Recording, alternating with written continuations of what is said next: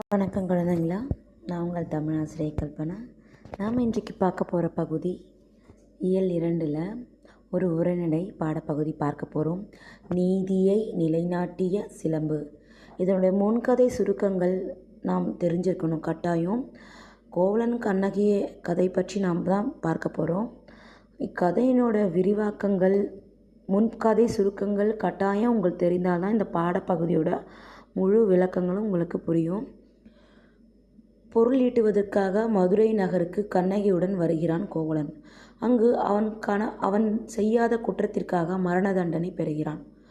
ஆராயாமல் தீர்ப்பு அளித்ததாக அரசன் மீது குற்றம் சாட்டும் கண்ணகி தன் கார் சிலம்பு கொண்டு தன் கணவன் கள்வன் அல்லன் என்பதை உணர்த்துகிறாள்.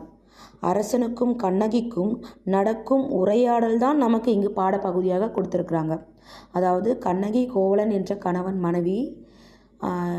இது ஒரு மிகப்பெரிய ஒரு கதை.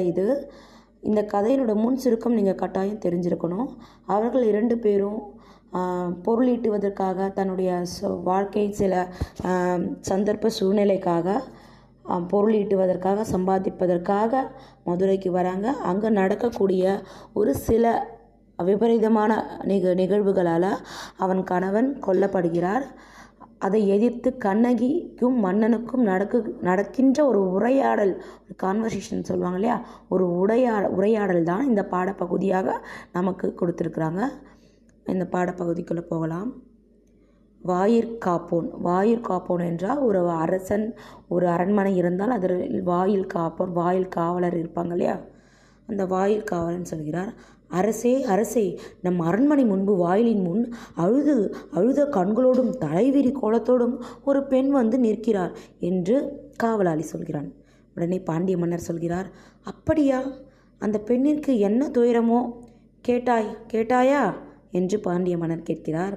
உடனே வாயிற்காவலன் சொல்கிறான், கேட்டேன் மன்னவா, அதை பற்றி உங்களிடம்தான் கூற வேண்டும் என்று சொல்கிறாள்.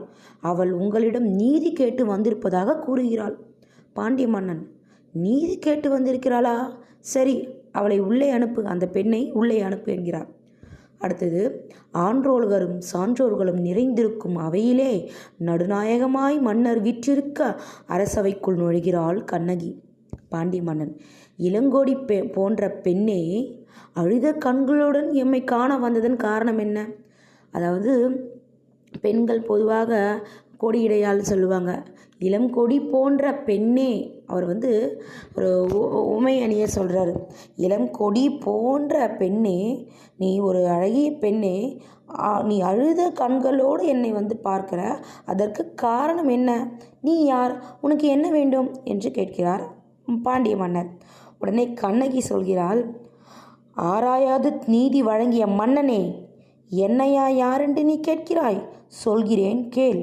உலகம் வியக்கும் வண்ணம் ஒரு புறாவுக்காக தன் உடலையே தந்த சிபி மன்னனை பற்றி நீ அறிவாயா? போற்றும் பசுவை மக்கள் தெய்வமென வணங்க அதன் கன்றை தேர்காலில் இட்டு கொன்ற தன் மகனையும் அதே தேர்காலில் கொன்றானே மனுநீதி சோழன், அவனை பற்றி அறிவாயா? பாண்டிய மன்னர், பெண்ணே, நான் கேட்ட வினாவுக்கு நீ இன்னும் விடை கூறவில்லையே, அதை விட்டு நீ எதையோ கூறிக்கொண்டிருக்கிறாய். உடனே கண்ணகி சொல்கிறாள், இழப்பின் அருமை தெரியாத மன்னனே, என் நிலை அறியாமல் தானே இப்படி பேசுகிறாய்? நான் இதுவரை கூறிய பெருமை மிக்க சோழ மன்னர்கள் வாழ்ந்த புகார் நகரமே எனது ஊர். அவ்வூரில் பழியில்லா சிறப்பினை உடைய புகழ்மிக்க மாசாத்துவன் மகனாகிய கோவலன் என்பானின் மனைவி நான் என்று அவளை அறிமுகம் செய்கிறாள். அடுத்து பாண்டிய மன்னன், கண்ணகி தன்னை அறிமுகம் செய்த பிறகு பாண்டிய மன்னன் என்ன பேசுகிறார், நடந்த நிகழ்வுகள் என்ன, இதன் தொடர்ச்சியாக 2ஆம் பகுதியாக மீண்டும் பார்க்கலாம். நன்றி.